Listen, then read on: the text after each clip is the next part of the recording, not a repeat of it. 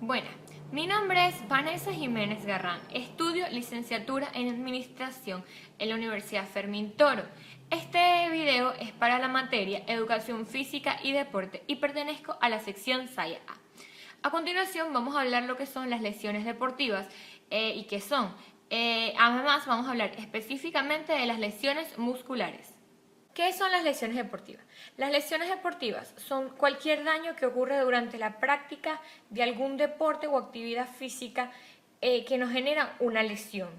Algunas ocurren accidentalmente y otras pueden ser resultado de la práctica, de la mala práctica del entrenamiento o incluso del equipamiento que se utiliza. Algunas personas se lastiman debido a la falta de condición física. En ciertos casos las lesiones son por falta del calentamiento o el estiramiento que se debe realizar antes de la actividad física misma. Las lesiones deportivas más comunes son: cuando hablamos de lesiones deportivas se nos pueden presentar los diferentes tipos como son. Vamos a hablar específicamente de las lesiones musculares. Las lesiones musculares son aquellas que afectan directamente, valga la redundancia, al músculo del cuerpo humano. Se calcula que aproximadamente el 30% de las lesiones deportivas son de este tipo. Podemos decir, se pueden distinguir dos tipos de lesiones según el tipo de traumatismo. Por traumatismo directo producido de forma accidental causada generalmente por agentes externos. Pueden ser contusión, traumatismo cerrado sin rotura en la piel que es producido por el choque de la superficie corporal con un agente externo que actúa presionando y ocasionando el aplastamiento de la musculatura que se encuentra en tensión, es decir, tensionada. Afecta desde la piel hasta el tejido subcutáneo y hasta los huesos según la intensidad del traumatismo. Por otro lado tenemos lo que es la herida, que es la lesión traumática cuando existe la rotura de la piel producida por un golpe o choque violento. Se presenta un peligro de infección. Las heridas pueden ser punzantes, incisivas o contusas según el agente que lo provoca.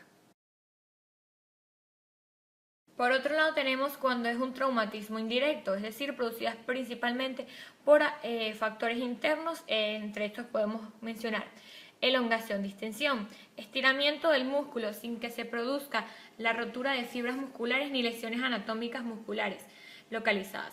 Provoca un dolor difuso en el músculo cuando se solicita para esta acción, para alguna acción.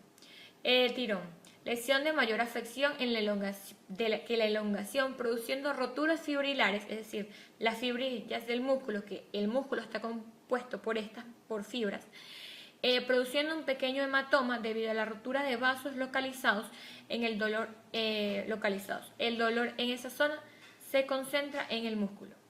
Desgarro. Lesión similar al tirón pero con mayor afección, aumentando la sensación de dolor, apareciendo la hinchazón de la zona. Si el desgarro es grande, es necesario la intervención quirúrgica. La rotura muscular es la lesión muscular más grave producida por la ausencia de sinergismo entre los músculos agonistas y antagonistas, es decir, se rompe las fibras completas del músculo, o por contracción externa del músculo. Produce un dolor brusco que se acentúa cuando el músculo se contrae y se alivia en situación de reposo. La rotura puede ser parcial si solo afecta o hace a fibras musculares, o total si hay separación entre las haces del músculo. Cuando se produce una lesión muscular, existe una destrucción de las fibras de mayor o menor grado. Se da un proceso de curación que se compone de 3 fases que debemos respetar y considerar cada una de ellas, ya que si no actuamos de la manera correcta, la recuperación será mala, favoreciendo a la recidiva de esta lesión. A continuación vamos a ver un poco lo que es cada una de sus fases en un cuadro.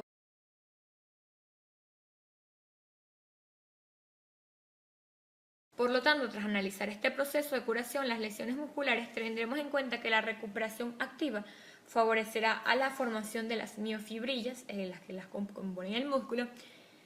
En cambio, una inmovilización prolongada favorecerá el aumento de tejido conectivo en la zona de la lesión junto al tejido contráctil.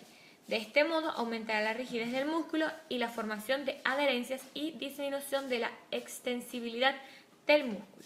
Clasificación de los tipos de lesión que se pueden presentar. Esto es una pequeña clasificación que se ha producido. Es importante clasificar las lesiones musculares con exactitud, ya que por mucho nos encontramos con diferentes apreciaciones frente a un mismo traumatismo o autolesión, sin agente externo que la produzca. Esto se refiere a la autolesión. Nosotros distinguiremos las siguientes. Vamos a hablar un poco de los que son los diagnósticos de cada una de estas. Diagnóstico de contractura. Nos referimos a contractura o carga cuando encontramos una molestia muscular que se manifiesta sin trauma directo, con dolor en la palpitación y disfunción a la contracción posterior a la realización de actividades deportivas. Puede doler parte o la totalidad del músculo afectado, tanto en reposo como en estiramiento. Tiene una duración aproximada de 4 a 10 días. Diagnóstico de contusión. En algunos deportes de contacto, el jugador está expuesto a la contusión, ya sea por traumatismo directo, en especial en los cuádriceps o los gemelos. Suele ser la más benigna de las lesiones musculares. Debemos tener en cuenta que adquiere mayor severidad cuando se limita la flexión de las articulaciones, impidiendo la marcha normal o la posición de las cuclilas con dolor ostensible, es decir, el dolor siempre es permanente. Observaremos las 24 primeras horas. Los signos pueden ser hematoma, equimosis por la ruptura de los capilares con filtrado de sangre, y tiene una duración aproximada de 2 a 7 días. Diagnóstico de distensión. Se produce principalmente en músculos llevados al límite de sus posibilidades de elongación o estiramiento. Es difícil de determinar un punto exacto de dolor, ya que el mismo es difuso y por consiguiente la localización precisa de la lesión se intenta dilucidar en base a exámenes complementarios, la ecografía principalmente. Pueden hallarse distinción en algunas fibras con mantenimiento de la integridad muscular y de las fascias, aunque también es posible encontrar pequeñas lesiones fibrilares. Duración de aproximadamente de 4 a 10 días. Diagnóstico de ruptura fibrilar. El deportista refiere a haber sentido el ruido del músculo, de las fibras del músculo rompiéndose. Existió la sensación de latigazo o de golpe de piedra con marcado dolor hiriente en la superficie o profundo. Se produce la ruptura miofibrilar con hemorragia de mayor o menor magnitud. Existe un dolor tanto en la contracción como en la elongación o estiramiento muscular, con signos de inflamación y un pequeño hematoma temprano. El hematoma sanguíneo puede ser superficial o profundo, pudiendo esta último prolongar el tiempo de inactividad. La duración es de 20 a 30 días. En cuanto a los tratamientos, podemos decir, estos deben ser realizados por un médico. El primer momento aplicaremos frío local, hielo, puede ser hielo, o compresas. Después del diagnóstico por un especialista, en él habrá que distinguir fundamentalmente entre dos lesiones más parecidas en un primer momento, como son la distinción y la ruptura fibrilar. Se aplicará el tratamiento oportuno para cada uno de los casos, como son. Hoy en día existe una gran variedad de técnicas como son ultrasonido, láser, para aplicar en cada uno de los casos. Disponemos de técnicas efectivas como son la crioelectroterapia, técnica para el tratamiento de lesiones musculares. La crioelectroforesis es hoy en día la técnica más avanzada para el tratamiento de afecciones locales en la medicina del deporte. Es una técnica sin dolor que consiste en la introducción a través de la piel de fármacos. El fármaco logra alcanzar una zona a tratar a profundidades entre 5 a 8 centímetros en cantidades suficientes, manteniendo una concentración irrelevante en el resto del organismo. Vamos a hablar un poco de la prevención de las lesiones. Para poder prevenir una lesión hay que tener presente varios aspectos, tales como son tipo de actividad posterior que vamos a realizar, la duración de la misma o qué intensidad le vamos a dar, entre muchos otros factores que tenemos que tener en cuenta. Y con estos datos podemos actuar teniendo en cuenta las condiciones previas y ajustándonos a los factores de forma continua. Factores y elementos que influyen en la prevención. Todo ejercicio físico está basado en el rendimiento físico como la recreación corporal, que es susceptible de provocar una lesión deportiva. Los factores que influyen en la prevención van a contribuir a mejorar tanto la calidad de vida de forma general como una mejora de sensaciones kinestésicas en la práctica deportiva.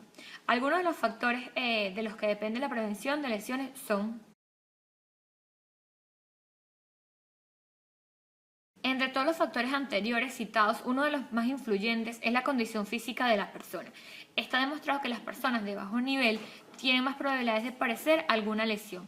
Es importante que cada uno de los deportistas analice la actividad o deporte que va a realizar teniendo en cuenta el nivel de intensidad y de volumen solicitado para poder planificar adecuadamente la actividad reduciendo el riesgo de lesiones. ¿Qué podemos hacer para prevenir las lesiones? Algunos consejos para poder reducir lo máximo posible el riesgo de lesión, además de los factores anteriormente citados, son elementos ambientales. Tenemos los elementos materiales, podemos plantear los siguientes. Y como elementos físico-deportivos, quiere decir, relacionados directamente con el deporte, podemos decir: